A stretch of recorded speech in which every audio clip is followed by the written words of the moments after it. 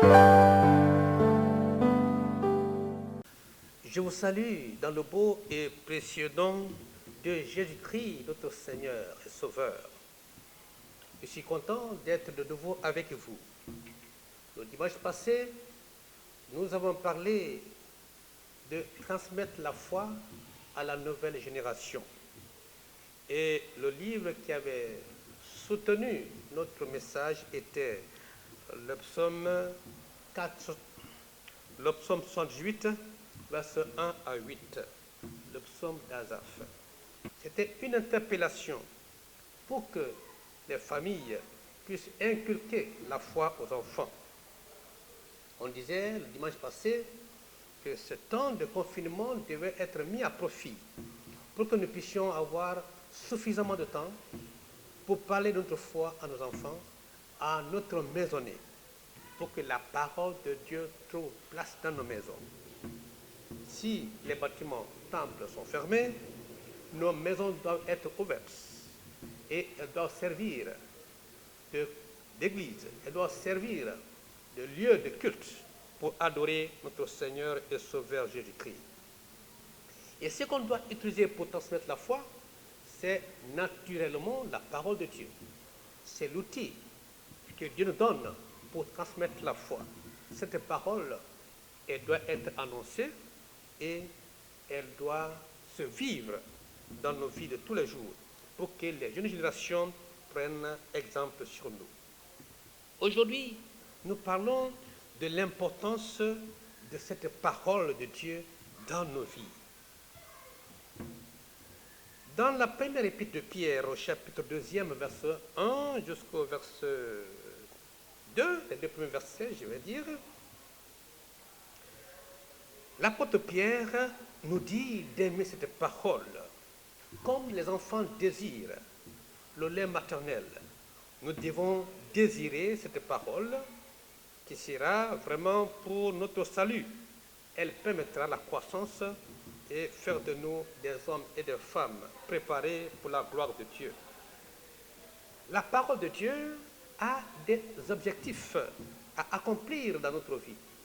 C'est pourquoi on ne doit pas se la passer, quels que soient les temps et les circonstances. Nous devons avoir le temps pour cette parole, dans nos maisons, dans nos familles, avec nos enfants. Pourquoi? Premièrement, la parole de Dieu nous révèle Dieu. Il est écrit dans 1 Samuel chapitre 3 verset 21, l'Éternel continuait à apparaître dans Silo, car l'Éternel se révélait à Samuel dans Silo par la parole de l'Éternel. Connaître Dieu veut dire connaître sa parole. C'est par sa parole que Dieu se révèle encore de mieux à l'homme, pour que nous puissions le connaître et le suivre et le servir comme cela se doit. Si tu ne connais pas la parole de Dieu, tu ne peux pas vivre pleinement ta vie en tant qu'enfant de Dieu. Et c'est la parole de Dieu qui nous révèle Dieu. Et donc, pendant ce temps que nous sommes dans nos maisons, on devrait prendre le temps avec cette parole si nous voulons vraiment connaître Dieu. Il a toujours quelque chose à nous révéler, même par rapport à la situation actuelle. La parole de Dieu fait de nous des hommes et des femmes selon le cœur de Dieu.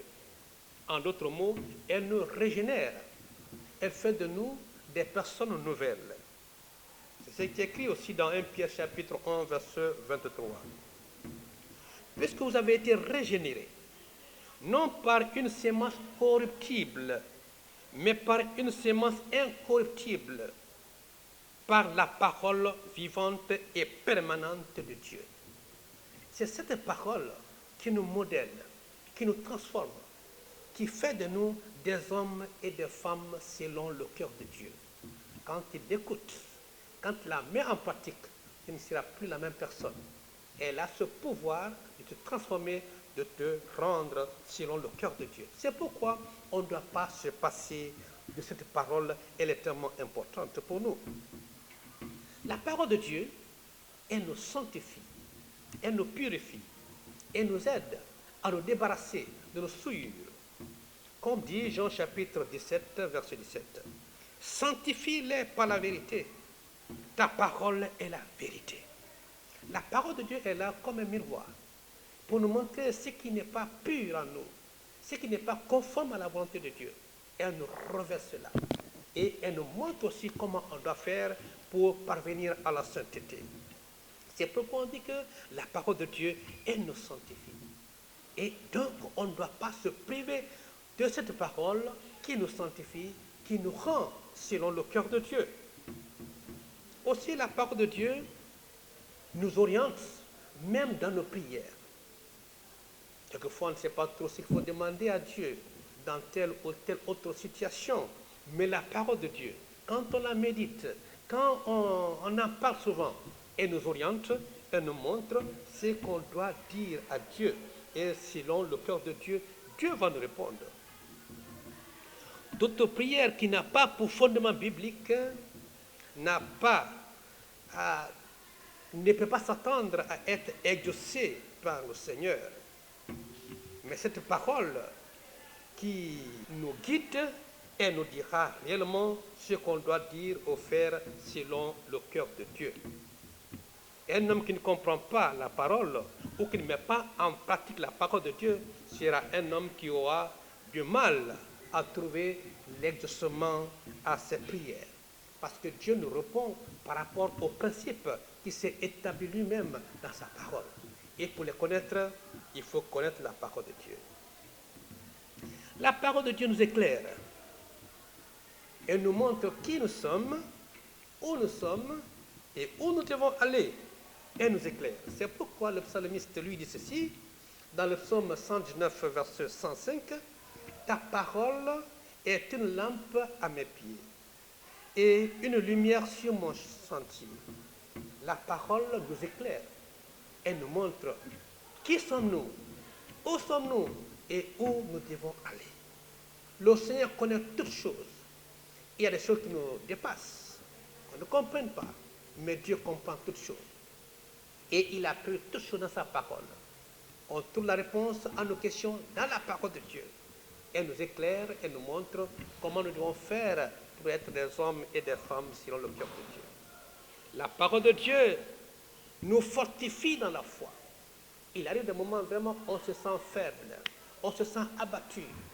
Mais la parole de Dieu est là justement pour nous donner le tonus spirituel, pour nous donner la force nécessaire afin de continuer à marcher avec le Seigneur. Il est écrit dans le Romains chapitre 10, verset 17. Ainsi la parole vient de ce qu'on entend. Ainsi la foi vient de ce qu'on entend. Et ce qu'on entend vient de la parole de Dieu. Ce qu'on entend vient de la parole de Dieu. Donc la parole de Dieu est là pour soutenir, pour fortifier notre foi. La foi, ce n'est pas une ignorance. La foi, c'est une connaissance. Et après, c'est une confiance, une obéissance aussi. Mais d'abord, il faut connaître. C'est quoi Dieu? Qu'est-ce qu'il veut? Qu'est-ce qu'il attend de moi? Il faut le connaître. C'est sur ça que tu as basé ta foi. C'est pourquoi la parole de Dieu, elle est importante, parce que vraiment, elle soutient notre foi. C'est le fondement de notre foi. C'est sur ça que nous croyons. La parole de Dieu fortifie notre foi. La parole de Dieu nous communique aussi la crainte ou le respect de Dieu. Quand on parle de crainte, ce n'est pas cette peur de quelqu'un ou de quelque chose qui va nous faire mal, non.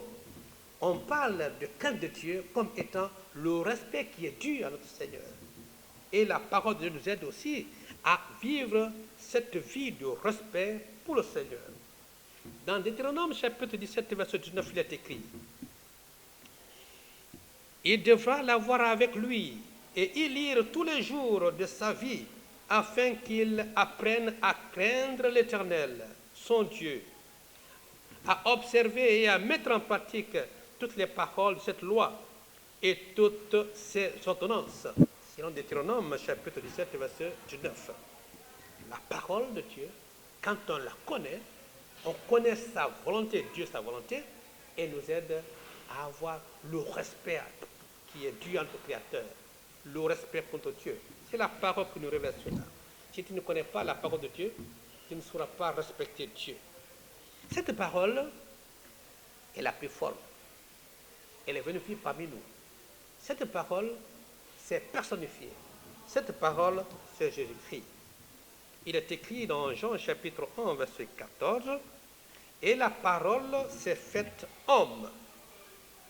Elle a habité parmi nous, pleine de grâce et de vérité. Nous avons contemplé sa gloire, une gloire comme celle du Fils unique venu du Père. » Le message que Dieu a pour notre humanité, la solution de Dieu au maux de notre monde, l'espoir de l'humanité se trouve en Jésus-Christ. Dieu s'est exprimé en Jésus-Christ, nous disant « Je vous aime », nous disant « J'ai la solution à vos problèmes », que ce soit des problèmes présents et les problèmes à venir, Dieu a la solution. Et Jésus-Christ est la solution. C'est lui, la parole de Dieu, qui a été personnifiée, qui est venu vivre parmi nous pour nous montrer vraiment le désir de Dieu, ce que nous devons suivre pour être des hommes et des femmes selon le cœur de Dieu. C'est pourquoi, chers frères, chères sœurs, en ce temps de confinement, je vous en prie, ne vous passez pas de la parole de Dieu. Vous pouvez passer de manger l'autre riz ou votre attiéké, ce n'est pas grave. Mais la parole de Dieu doit être un élément essentiel pour l'enfant de Dieu.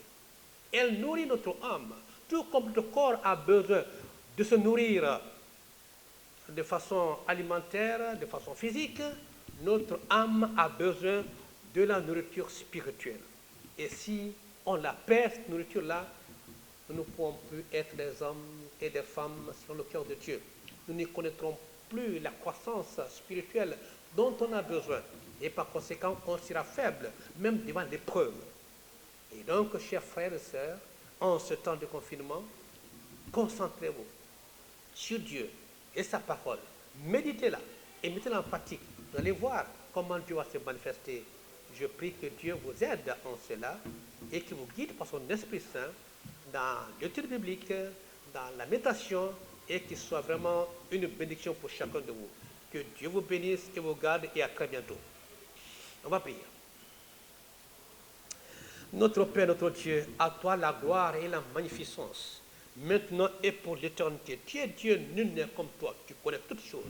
Seigneur, je prie pour tous ceux qui m'écoutent maintenant, Seigneur, afin que tu leur donnes le désir de se nourrir spirituellement de ta parole, Seigneur, qu'ils puissent avoir le temps nécessaire de lire ta parole, de la méditer et surtout de la mettre en pratique. Ainsi, ils seront bénis. Ainsi, tu vas te révéler à eux. Ainsi, Seigneur, tu vas leur montrer la solution que tu proposes à leurs problèmes, à notre problème, Seigneur. Père éternel, digne guider chacun de nous. Bénis chacun de nous, Seigneur, et que pour la prochaine fois encore, on soit en forme pour t'écouter et pour te servir. On a prié en ton nom Jésus. Amen.